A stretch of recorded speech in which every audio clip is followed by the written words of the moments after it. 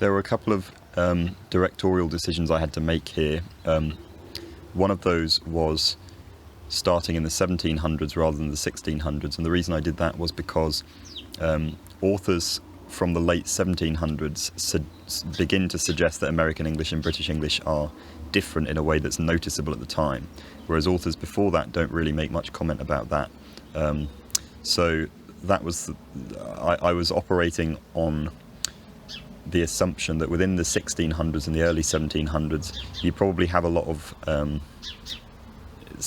dialects which retain most of the elements from their European ancestors, I suppose, and then you start to have a sort of mixing of dialects, and then you end up with some kind of cohesive American English, or at least features that are considered by British people to be American after that. So that's why I chose to start in the 1700s instead of the 1600s, although the first speaker is supposed to have been born in the late 1600s in Kent.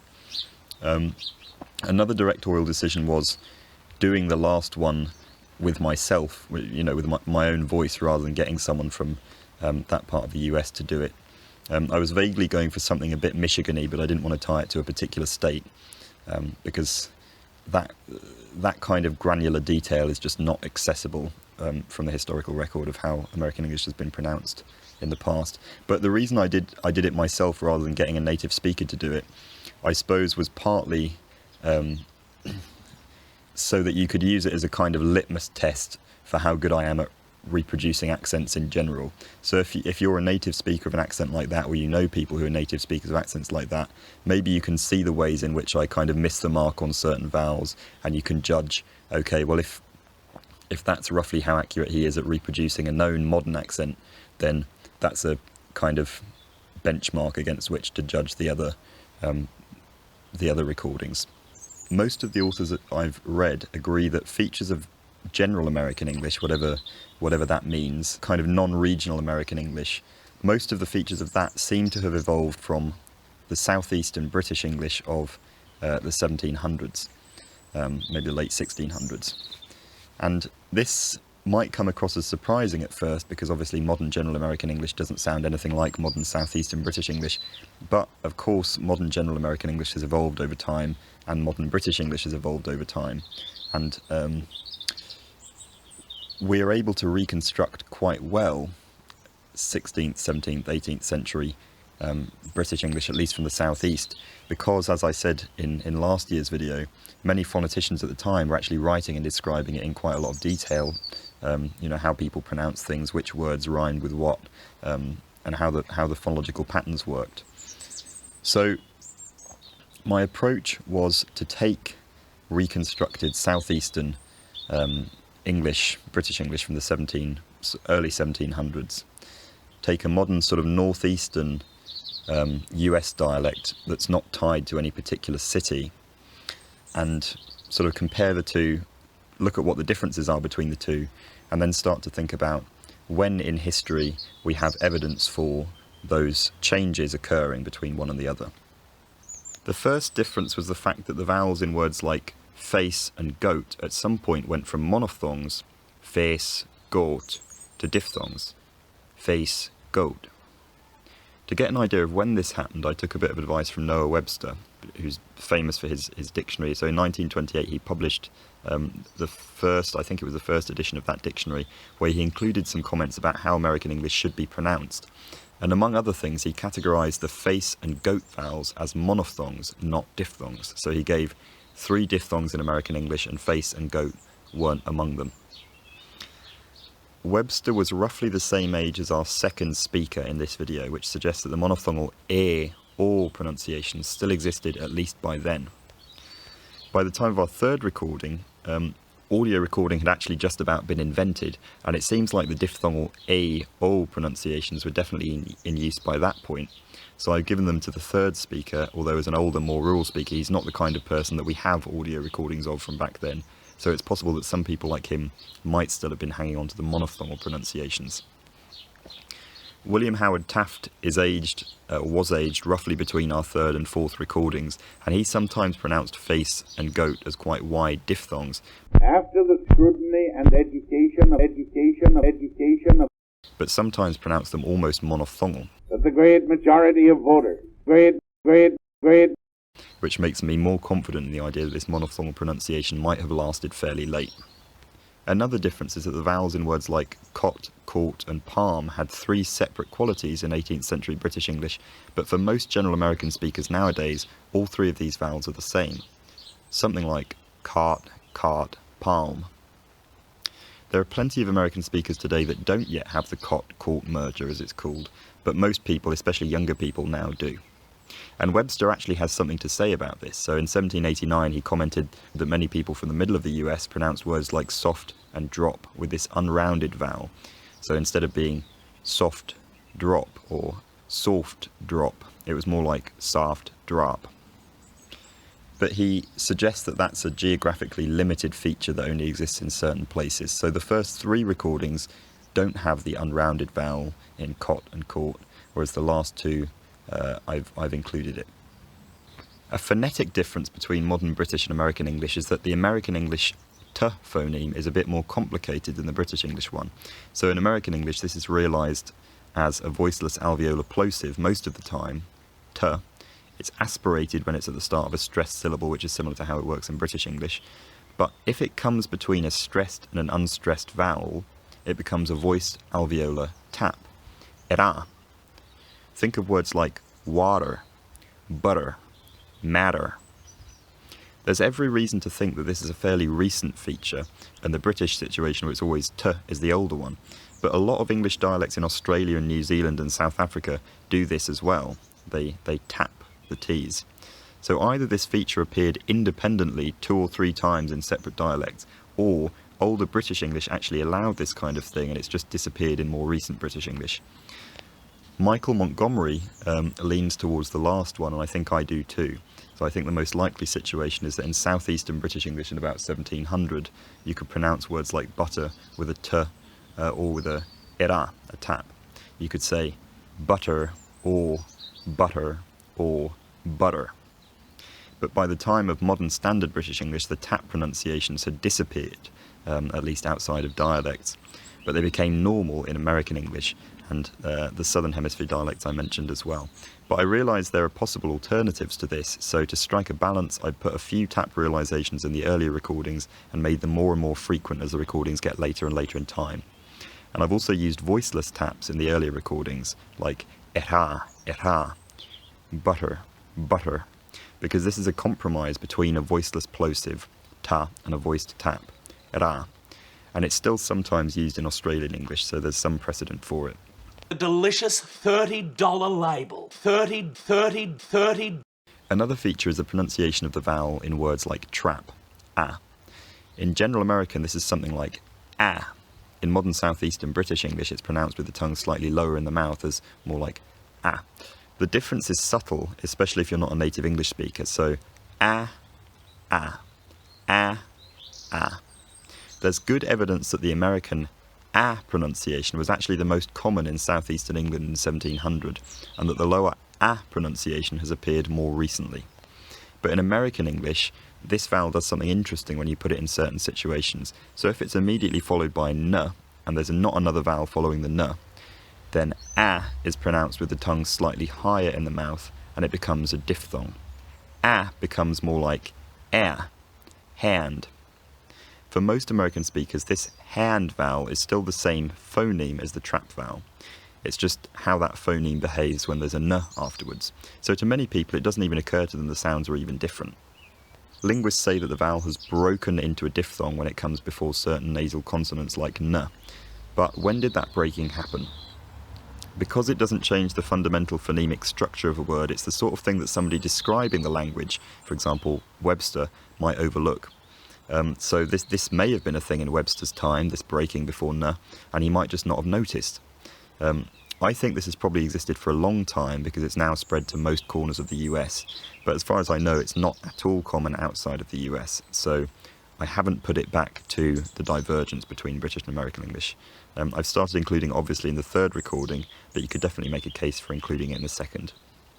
One thing that stands out about the early recordings is how they pronounce the vowel in truth, do.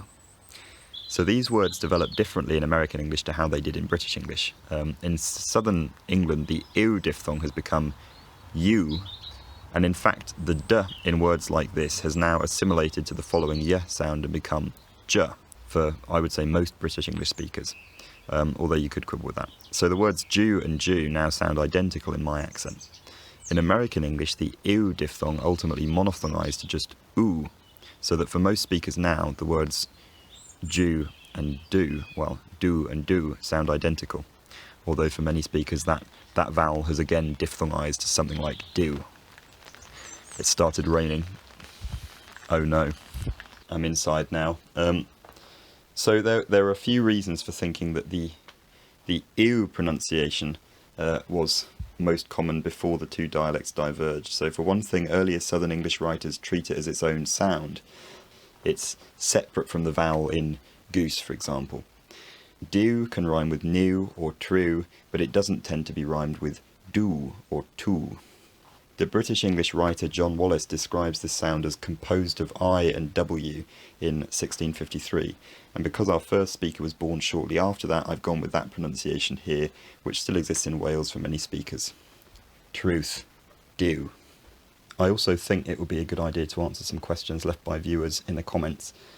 So the first one's from Andrew Burmester, or Burmester, sorry if I pronounced that wrong, and he asks about the distribution of dark and clear L in American English. So what this refers to is clear L is L and dark L is L, and it's what we call velarized in that it's pronounced like a clear L, but the body of the tongue is drawn up towards the soft palate, the velum.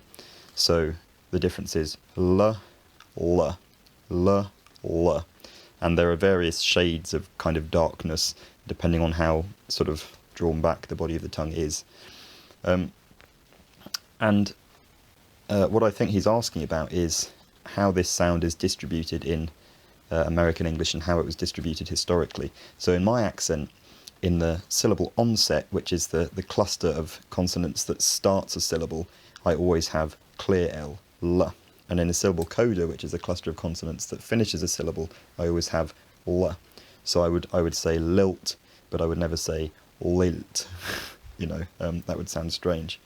But in American English, it's more likely that people have a quite velarized dark L in all positions. And it's not necessarily that velarized. So I think in the recordings I did, I over-velarized it a little bit. I over-exaggerated it a bit to L, when that's probably not what how most people pronounce it.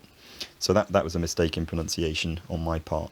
But I stretched the modern US distribution of darkish L in most positions almost all the way back to the 1700s.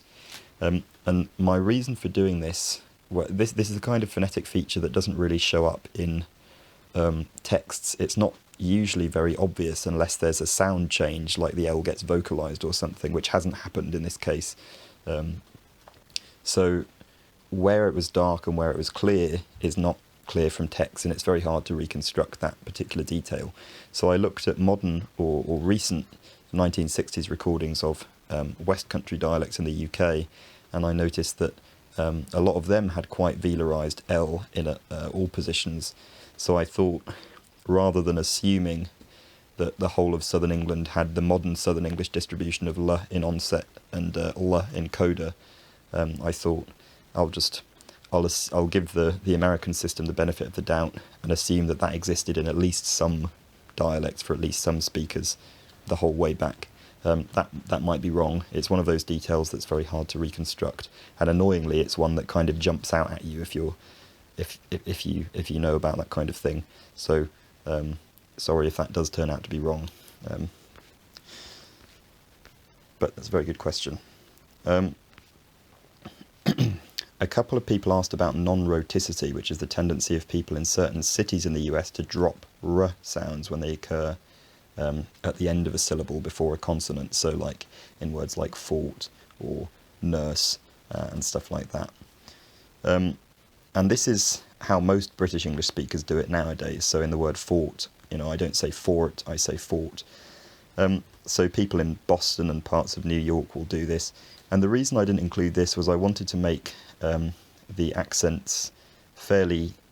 I didn't want them to be tied to a particular city, because to make them obviously a Boston accent or obviously a, you know, Rhode Island accent or something like that. I know Rhode Island's a state, but if I'd done that, then that would have kind of implied that all my reconstructions all the way back were tied to that particular place, and our data on historical American pronunciation isn't granular enough to be able to go that specific, so I didn't want to tie it to any particular city or anything like that.